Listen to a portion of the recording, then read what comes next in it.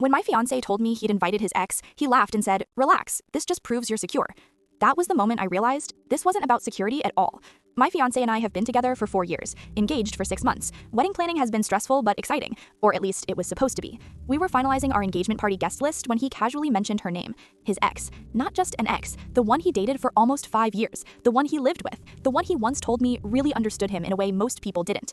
I laughed at first, thinking he was joking. He wasn't. He explained that they're on good terms now and that she's part of the friend group. Then came the line that made my stomach drop. "If you're secure in our relationship, this shouldn't bother you." I didn't yell, I didn't cry, I just asked why he felt it was necessary.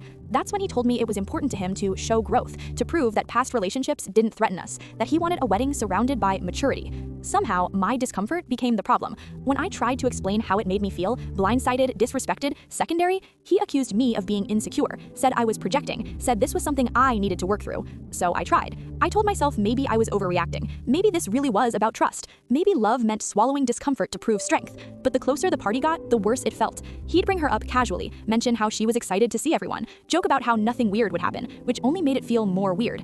One night, I asked him a simple question. If the roles were reversed, would you be okay with my ex being there? He paused, then said, "That's different." That was my answer. I realized this wasn't about security, it was about control, about testing how much I'd tolerate in the name of being the cool fiancé, about redefining boundaries and daring me to object. I told him calmly that I wasn't comfortable with it and that this was a boundary for me. He sighed and said, "I didn't think you were like this." And in that moment, I didn't recognize him anymore either.